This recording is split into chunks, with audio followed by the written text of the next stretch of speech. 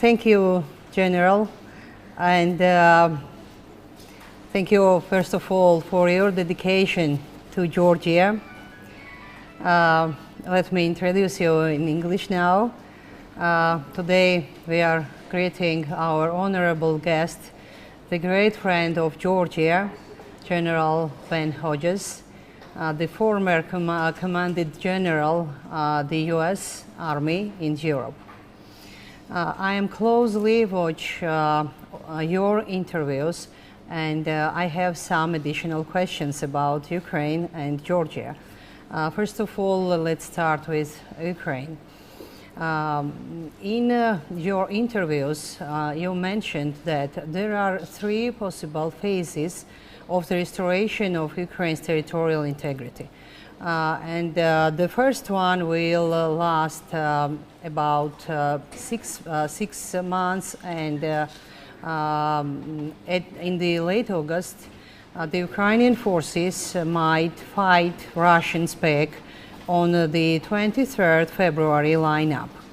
What makes you suggest that? Well, thank you for the opportunity to answer that question. I believe that Ukraine is getting better logistically as well as in their fighting capabilities, while Russia has increasing problems, manpower, logistics, and so over time, the advantage is going to shift to Ukrainian forces. Think about here we are today, day 03 of this conflict, 103 days, and even though Russia had all the advantages, they still only control 20% of Ukraine. And most of the help that the West is providing, the big guns, is only just now beginning to arrive. So that's why I think the capability for Ukrainian forces is going to increase over the next few weeks, while Russians continue to have problems. That's why I am optimistic. Now that means, though, the caveat is that we have all got to stick together. We have to continue to support. We can't begin to split apart, because that's what the Kremlin hopes, is that we will lose interest.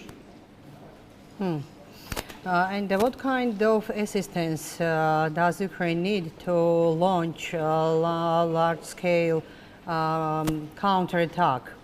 And is the military aid already provided by the West enough to fulfill this mission? So what has been provided is not yet enough. That's what I mean. It has to keep coming, both the capabilities for long-range artillery, long-range rockets that can destroy the Russian artillery and rockets. That's what's needed. And what we have provided is just now beginning to arrive. So we're going to need more, obviously, for the Ukrainians to shift to the offense. Now, another area where they need help, though, is we have to fix the distribution network, the logistical network inside Ukraine. How all of this aid, how does it get from Poland or Slovakia or Romania, how does it get all the way across to the troops that need the capability? That's a challenge, and this is where I think, frankly, Germany, the Netherlands could provide expertise, maybe even commercial vendors, not uniform, but commercial contractors that do large-scale logistics. Mm-hmm.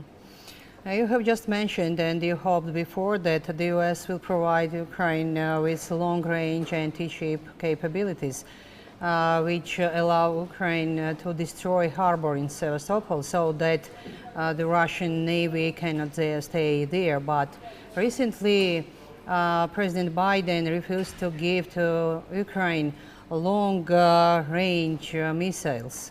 So how this decision will affect on the fate of the war in Ukraine? I think, well, to be honest, this is one part of U.S. policy that I have not agreed with. We stopped short of providing capability that they need, and I understand the concern about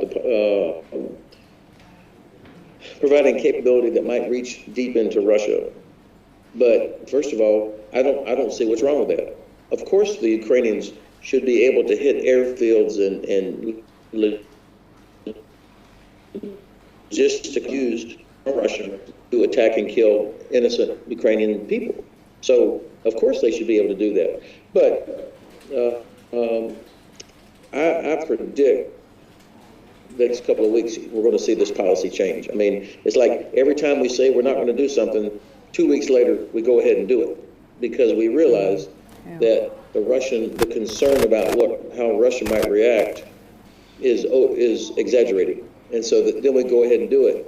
And I mean, 3 months ago we were debating whether or not just to provide Stinger, if you can believe that. So we're way past that, and the Russians have done nothing special in response to any of these things. So I hope in the next couple of weeks we will make the decision to provide the longer range rocket, or maybe somebody else will. Not only Zelensky and Ukraine, but also President Biden need to win this war before the start of the presidential race in America. So what will be the best outcome for President Biden, which will be welcomed by the American people and which help him to be re-elected? Well, of course, the elections we have in November this year will be what we call the midterms, which will affect all of the representatives and 1/3 of the senators. And then 2 years later will be the presidential election. Honestly, I think what President Biden cares about is supporting Ukraine. He made this a priority early in his administration. His first phone call with President Putin, he said, Ukrainian sovereignty is a priority for the United States. I mean, that was early in his administration. That was very important. And I believe that President Biden also recognizes that the Chinese are watching this, the North Koreans are watching this, the Iranians are watching this, and that if we are not successful against Russia, then those adversaries will not be very impressed. Strategic, why this is important to help Ukraine win. I don't think that many Americans see Ukraine as a divisive issue. The Congress is very bipartisan in its support for NATO and in its support for Ukraine. So I think that President Biden gets good grades from most people for his support of Ukraine. Analyzing Russian mistakes, you emphasized that one of the biggest Russian failures is that they could not integrate sea, land, and air forces. So have you noticed something like of multi-domain operation in Ukrainian war tactics? I mean, when five different domains, maritime, land, sea, cyberspace, and space, act together to fulfill the military mission. And especially during a Ukrainian attack on the Russian flagship Moscow. This war has revealed several vulnerabilities of the Russian military. It's revealed the corruption that's there. I mean, so much money has been spent to modernize Russian forces, but yet this ship, Moscow, had very old, ineffective defense systems. I mean, that's incredible that the flagship would be so poorly prepared. And frankly, it looks that the sailors were not committed to that ship the way you would expect. So there's a corruption there. When you send soldiers on invasion that has already expired, that's beyond the shelf life, that's 100% corruption, as well as clearly leaders don't care about their soldiers. And then failure to be prepared. Their communications network doesn't work. That's why using Ukrainian cell phones, which is why so many of them are getting killed. So these are problems that have been identified. They will fix some of these problems, but it's going to take a long time to repair all of their problems. But again, what about multi-domain operation war tactics? Have you noticed something like this in Ukrainian war tactics? Well, to be able to do multi-domain joint operations where you have air, land, sea, special forces, cyber, all of these, you have to practice this. You have to train in very rigorous, and the Russians don't do that. I mean, they have expensive equipment, they have smart people, but they do not, they have not embraced the requirement to train to a level where, to the point of failure. So their exercises have not helped them develop those capabilities. Thanks. And while the dissatisfactions with the inflation and food shortages in the Western societies are growing, and when internal contradictions are more visible than before inside the West, do you still believe that Putin will not last another 5 years? Yes. Yeah. I think that the problems, yes, of course, we have challenges, but despite the challenges inherent in keeping multiple democratic nations together, I mean, that's hard, but yet we're still doing that. And nobody in the EU, for example, is accepting the Kremlin false narrative that it's the reason for high food prices and gas prices is because of our sanctions. Nobody believes that. And so if we, so sticking together, obviously, is an important part of this.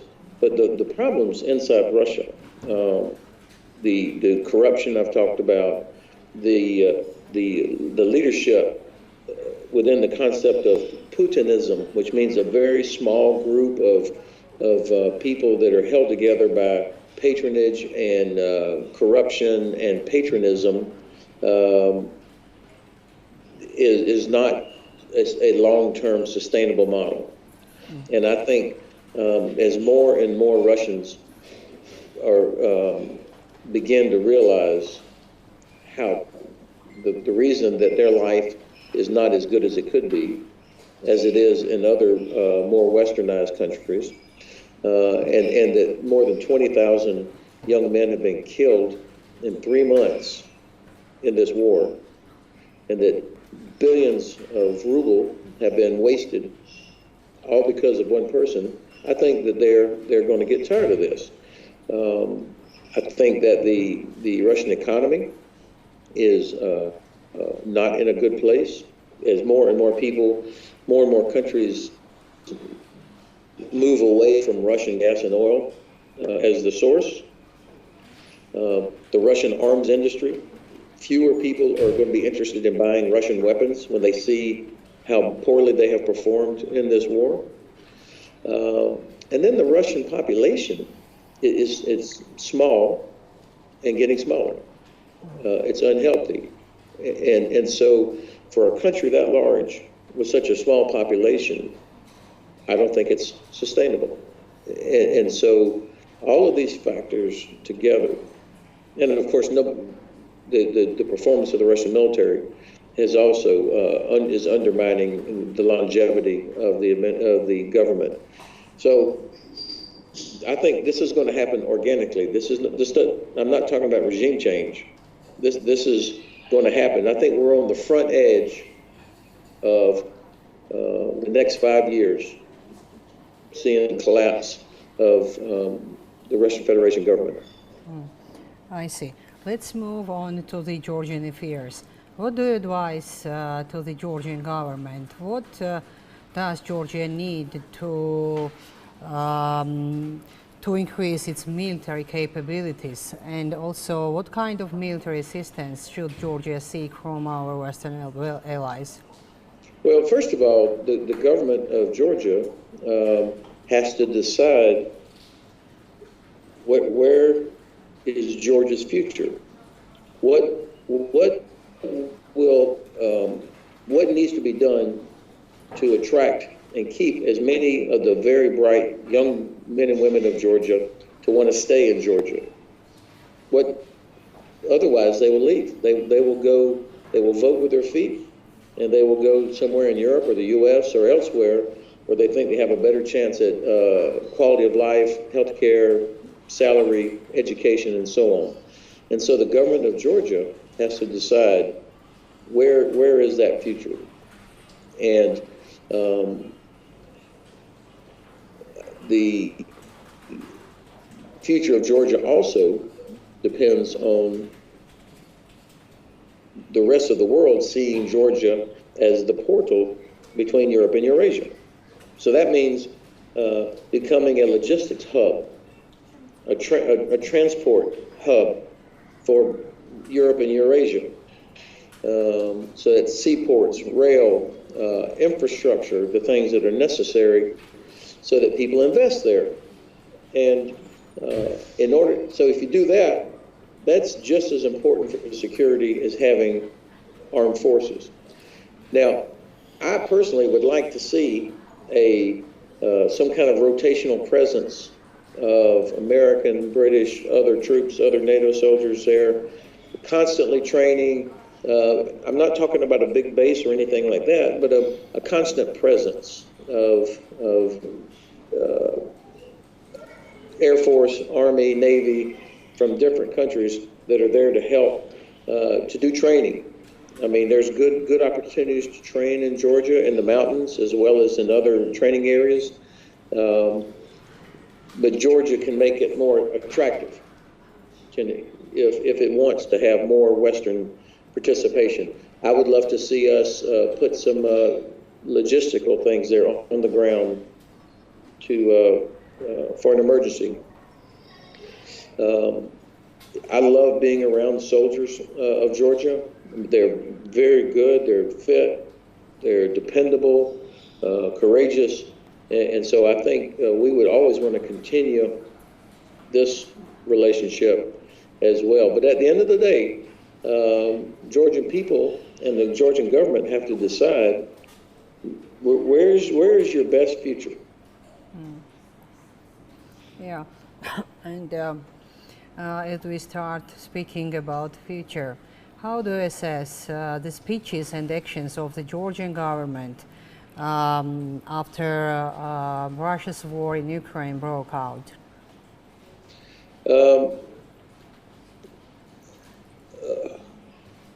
Unimpressed. I mean, I see some things. I know there are a lot of Georgians who have volunteered to go to Ukraine, for example, but those are individual volunteers. And I think that the Georgian people mostly support Ukraine.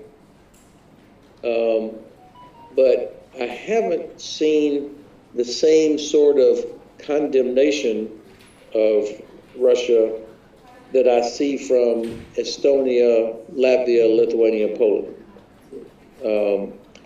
So that's what I mean. It's kind of mixed. And look, I'm not naive. I understand Georgia already has Russian troops there, are still occupying.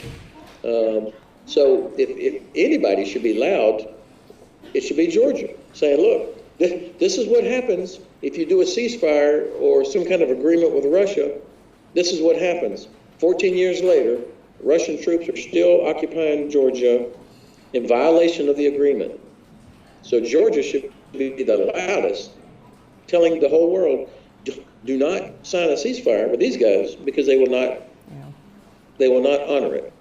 That's what I need to hear. That's what we need to hear from Tbilisi. And final question, what will be Georgia's place in Europe's new security architecture? I think actually this is the choice of Georgia. I believe that the United States and NATO are going to develop a strategy for the Black Sea region that recognizes the strategic importance of the region from an economic standpoint and a diplomatic standpoint, as well as a military standpoint. And that means repairing the relationship with Turkey, but also Georgia sits in such an important place in the Caucasus there. And so I think Georgia has an opportunity to make it clear to Washington and to Brussels that, hey, we can offer this. We can offer the incredible geographic advantage of Georgia and Azerbaijan as this portal that connects Europe to Eurasia and is on the border of Russia. So I think Georgia needs to decide how it can contribute. Thank you very much for your time again, for your interview, and my appreciation for your dedication to Georgia. We recognize you as a great friend of Georgia, as I mentioned before, and I hope that we will have more opportunities to have an interview with you. Thank you again. Thank you. Thank you. I will be there in September for the Tbilisi Security Conference, so hopefully I can see you then. Thank you. By all means, I will do my best. Good luck. Bye. Thank you.